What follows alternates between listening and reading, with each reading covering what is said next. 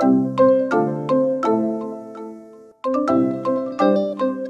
we are Sam and Emily, and today we're going to be reading Genesis 31 through 35. Sam is going to start in chapter 31. All right. Whoop. Ooh. All right.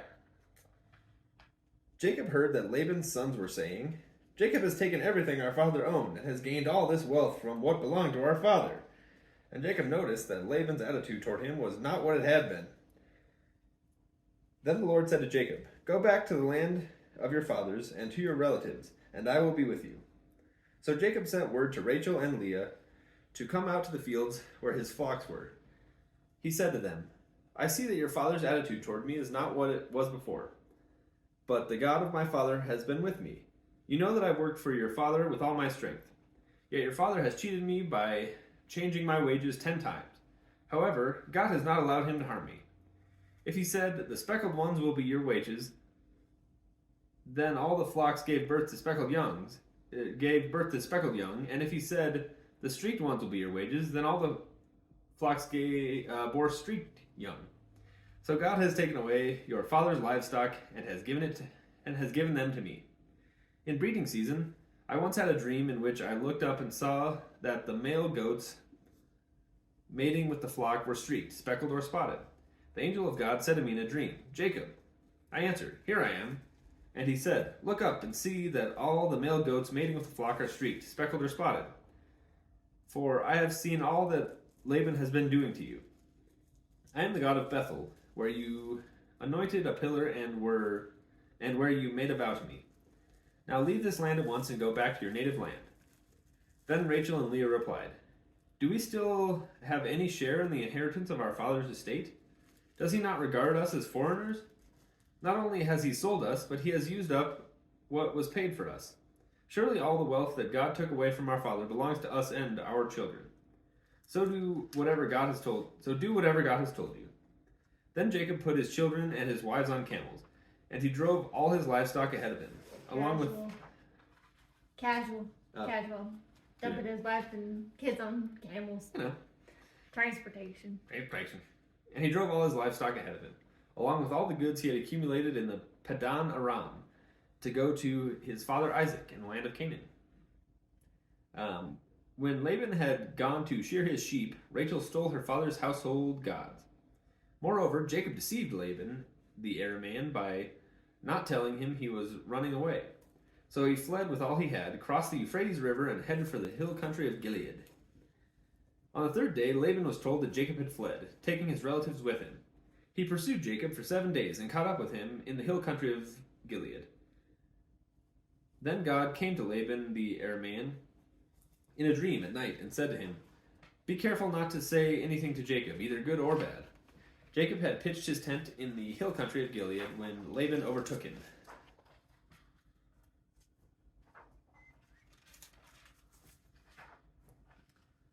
And Laban and his relatives camped there too.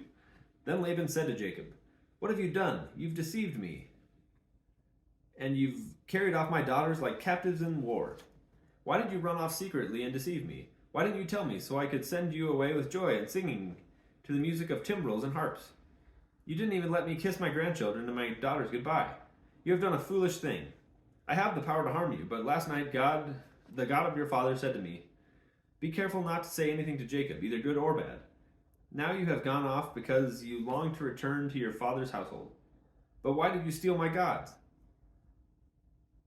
Jacob answered Laban, "I was afraid because I thought you would take your daughters away from me by force. But if you find anyone who has your gods, that person shall not live. In the presence of our relatives, see for yourself whether there is anything of yours here with me, and if so, take it."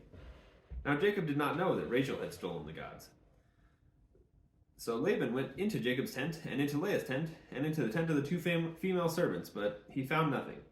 After he came out of Leah's tent, he entered Rachel's tent. Now Rachel had taken the household gods and put them inside her camel's saddle and was sitting on them. Laban searched through everything in the tent, but found nothing. Rachel said to her father, "Don't be angry, my lord, that I cannot stand up in your presence. I'm having my period." I forgot about that. So he searched, but could not find the household gods. Jacob was angry and took Laban to task. "What is my crime?" he asked Laban. "How have I wronged you that you hunt me down? Now that you have searched through all my goods, what have you found that belongs to your household? Put it here in front of your relatives and mine, and let them judge between the two of us. I have been with you for 20 years now. Your sheep and goats have not miscarried, nor have I eaten rams from your flocks. I did not bring you animals torn by wild beasts. I bore the loss myself, and you demanded payment from me, whatever was stolen by day or night. This was my situation. The heat consumed me in the daytime and cold at night. And sleep fled from my eyes. It was like this for 20 years. I was in your household. I worked for you 14 years for your 2 daughters, and 6 years for your flocks, and you changed my wages 10 times. If the God of my father, the God of Abraham, and the fear of Isaac had not been with me, you would surely have sent me away empty-handed. But God has seen my hardship and the toil of my hands, and last night he rebuked you." Laban answered Jacob, "The women are my daughters, the children are my children, and the flocks are my flocks. All you see is mine. Yet what can I do today about these daughters of mine, or about the children they have borne? Come now, let's make a covenant, you and I, and let it serve as a witness between us." So Jacob took a stone and set it up as a pillar. He said to his relatives, "Gather some stones." So they took stones and piled them in a heap, and they ate there by the heap. Laban called it Yagar Sahadutha, and Jacob called it Gilead. Laban said, "This heap is a witness between you and me today." That is why it was called Gilead. It was also called Mizpah, because he said, "May the Lord keep watch between you and me when we are away from each other. If you mistreat my daughters, or if you take away any wives beside my daughters, even though no one is with us, remember that God is a witness between you and me." Laban also said to Jacob, "Here is this heap, and here is this pillar. I have set up between you and me. The heap is a witness, and this pillar is a witness, that I will not go past this heap to your side to harm you, and that you will not go past this heap and pillar to my side to harm me. May the God of Abraham and the God of Nahor, the God of their father, judge between us." So Jacob took an oath in the name of the fear of his father Isaac. He offered a sacrifice in the hill country and invited his relatives to a meal. After they had eaten, they spent the night there. Early the next morning, Laban kissed his grandchildren and his daughters and blessed them, and he left and returned home. That was a long one. That was a long one. Good job. Chapter 32. Jacob also went on his way, and the angels of God met him. When Jacob saw them, he said, "This is the camp of God." So he named the place Mahanaim. Jacob sent messengers ahead of him to his brother Esau in the land of Seir, in the country of Edom. He instructed them, "This is what you are to say to my lord Esau. Your servant Jacob says, I have been staying with Laban and have remained there until now. I have cattle and donkeys, sheep and goats, male and female servants. Now I am sending this message to my lord that I may find favor in your eyes." When the messengers returned to Jacob, they said, "We went to your brother Esau, and he is now coming to meet you, and 400 men are with him."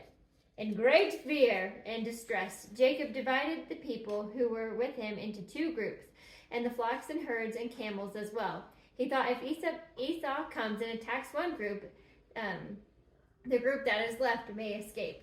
Then Jacob prayed, "O God of my father Abraham, God of my father Isaac, Lord, you who said to me, 'Go back to your country and your relatives, and I will make you prosper.' I am unworthy of all the kindness and faithfulness you have shown your servant. I had only my staff when I crossed this Jordan, but now I have become 2 camps.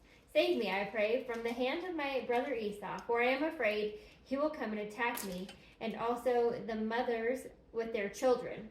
But you have said, 'I will surely make you prosper, and will make your descendants like the sand of the sea, which cannot be counted.'" He spent the night there, and from what he had with him, he selected a gift for his brother Esau: 200 female goats and 20 male goats, 200 ewes and 20 rams, 30 female camels with their young, 40 cows and 10 bulls, and 20 female donkeys and 10 male donkeys.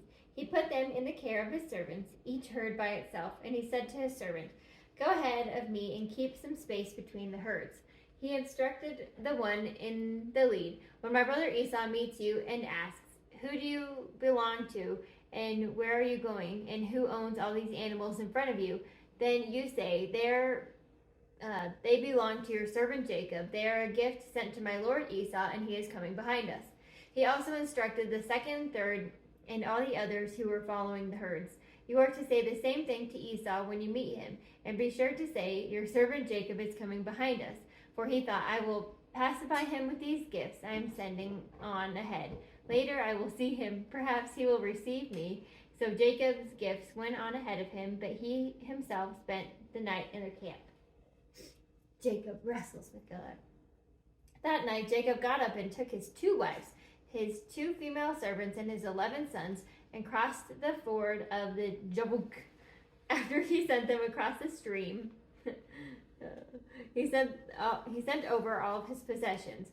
So Jacob was left alone, and a man wrestled with him until daybreak. When the man saw that he could not overpower him, he touched the socket of Jacob's hip, so that his hip was wrenched. His hip was wrenched as he wrestled with the man. Then the man said, "Let me go, for it is daybreak." But Jacob replied, "I will not let you go unless you bless me." And the man asked him, "What is your name?" "Jacob," he answered. Then the man said, "Your name will no longer be Jacob, but Israel, because you have struggled with God and with humans and have overcome." Jacob said, "Please tell me your name." But he replied, "Why do you ask my name?" Then he blessed him. So Jacob called the place Peniel, saying, "It is because I saw God face to face, and yet my life was spared." The sun rose above him, and he passed Peniel, and he was limping because of his hip. Therefore, to this day, Israelites do not eat the tendon attached to the socket of the hip, because the socket of Jacob's hip was touched near the tendon. I'm going to grab Kleenex while you start reading. All right. Chapter 33. All right. Jacob looked up, and there was Esau, coming with his 400 men. So he divided the children among Leah, Rachel, and the 2 female servants. He put the female servants and their children in front, Leah and her children next, and Rachel and Joseph in the rear.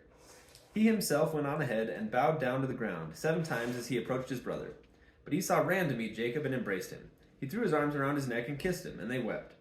Then Esau looked up and saw the women and children. "Who are these with you?" he asked. Jacob answered, "They are the children God has graciously given your servant." Then the female servants and their children approached and bowed down.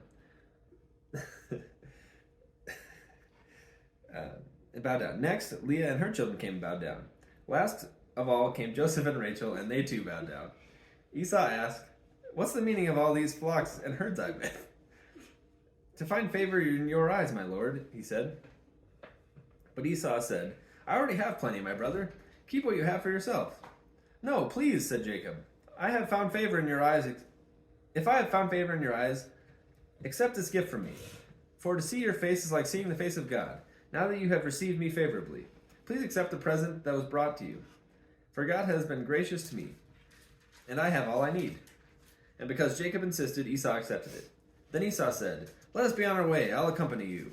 But Jacob said to him, "My lord knows that the children are tender, and that I must care for the ewes and cows that are nursing their young. If they are driven hard just one day, all the animals will die. So let my lord go on ahead of his servant, while I move along slowly at the pace of the flocks and herds before me, and at the pace of the children, until I come to my lord and seer." Seir? S-E-I-R. Seir. Esau said, "Then let me leave some of my men with you." "But why do that?" Jacob asked. "Just let me find favor in the eyes of my lord." So that day Esau started on his way back to Seir. Jacob, however, went to Succoth, where he built a place for himself and made shelters for his livestock. That is why the place is called Succoth. After Jacob came from Padan Aram, he arrived safely in the city of Shechem in Canaan and camped within sight of the city. For 100 pieces of silver he bought from the sons of Hamor, the father of Shechem, the plot of ground where he pitched his tent. There he set up an altar and called it El Elohe Israel. All right. Chapter 34.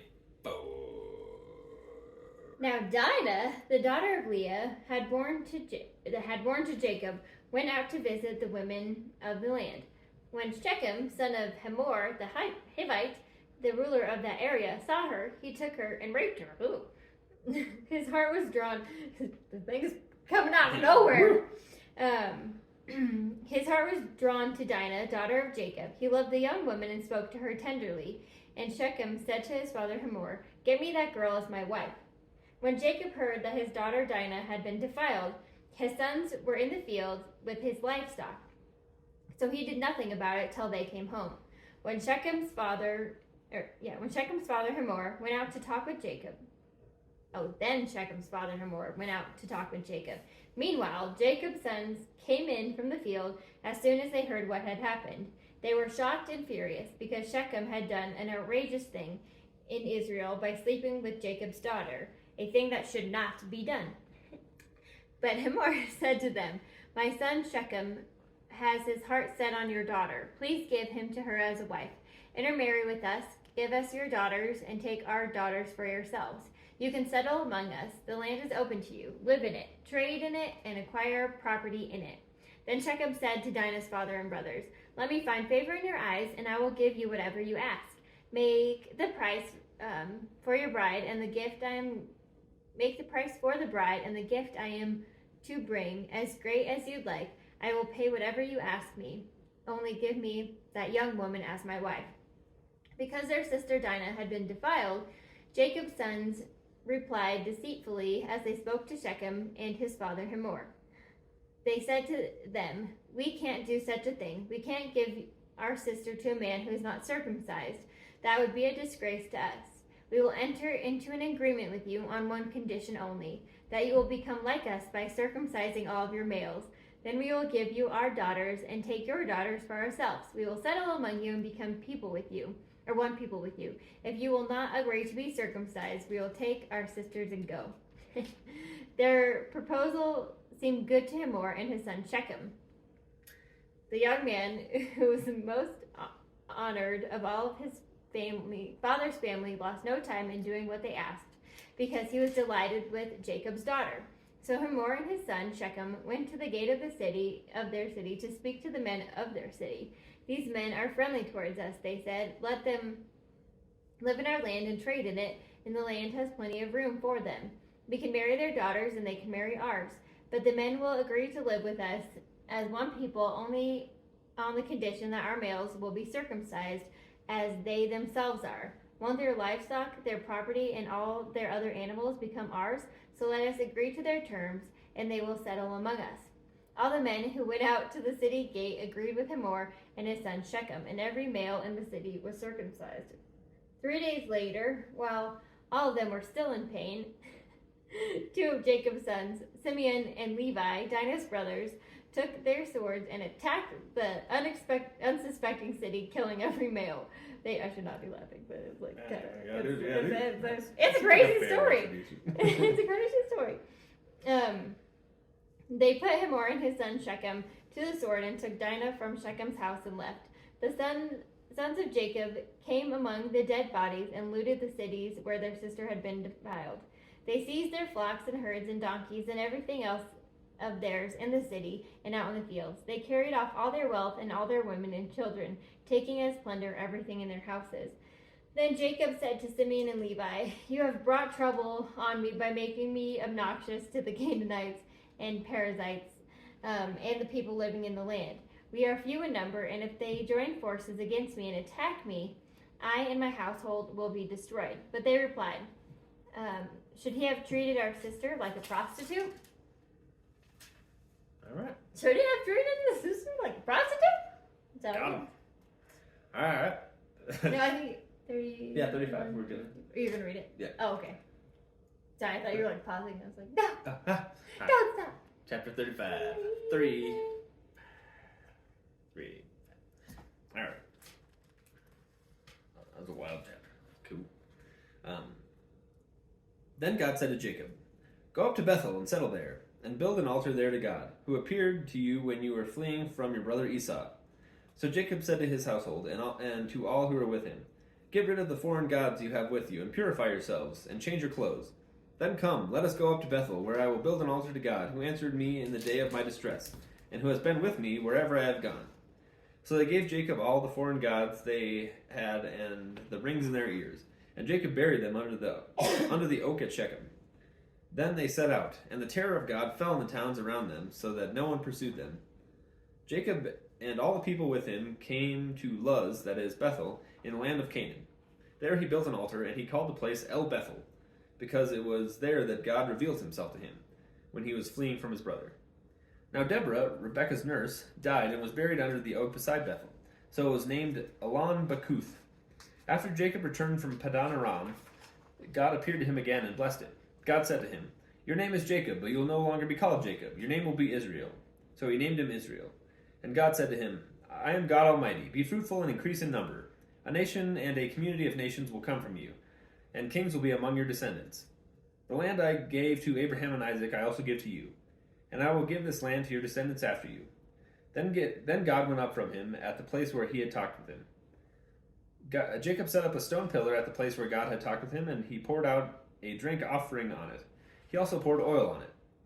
Jacob called the place where God had talked with him Bethel.